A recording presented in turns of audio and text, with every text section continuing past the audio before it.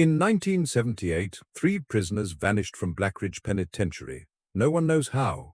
Police said they escaped, but there was no tunnel, no broken gate, no bodies ever found. 40 years later, one man came looking for the truth. His name, Daniel Carter. Blackridge Prison has been abandoned for decades. Locals say, after sunset, something still watches from the windows. This is Daniel Carter. Tonight I'm entering Blackridge to uncover what really happened in cell 13. The corridors are long, dark, filled with echoes of the past. Every step feels heavier.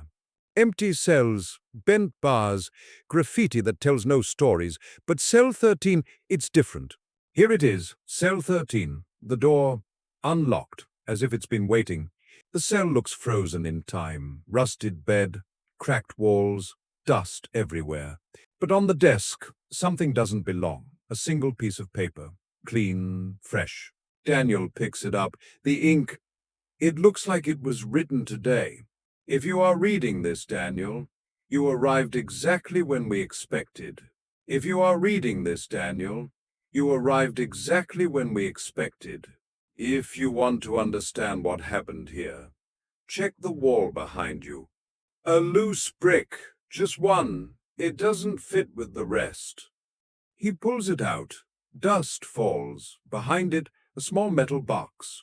Inside, an old photograph, 3 prisoners standing in this very cell. But the third man, his face has been scratched out completely. And on the back, oh, the third man was never meant to leave this prison. Then, footsteps. Daniel steps into the corridor. It's empty, but look at the floor. Fresh footprints in the dust. Large, barefoot. They weren't here before. They lead toward the old staircase, up to the watchtower. Halfway up the stairs, a whisper, very close, right behind him. You weren't supposed to find the photo. He turns. Nothing. Then the whisper again, slower. The last man who followed these footprints disappeared.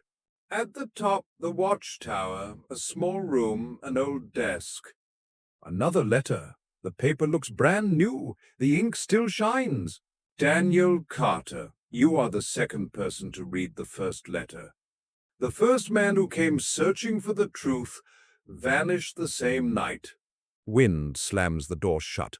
The final words, if you want to leave this prison alive, you must understand the third prisoner. Daniel searches under the desk, an old tape recorder, covered in dust. He presses play, static, then a voice. My name is Guard Thomas Hale. The newspapers lied about the escape. Only 1 prisoner planned to leave. The other 2 discovered the tunnel by accident. They became a problem. But the third man was not a prisoner. He was someone who watched the prison from inside. He waited for someone curious enough camp to open cell 13. Cold air fills the room.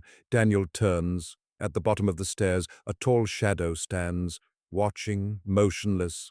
The shadow doesn't move. It just stares. Daniel backs away slowly. He runs down the stairs, past the shadow. Lights flicker. He reaches cell 13. A new letter waits on the desk. Now the prison has 3 missing people. Guard Thomas Hale, prisoner Michael Reed, and Daniel Carter. The lights go out. The next morning, police found only his camera outside the gate, still recording, inside cell 13. A fresh letter. Ink still wet. It ends with one name, Emily Walker. You will find out it in part 2.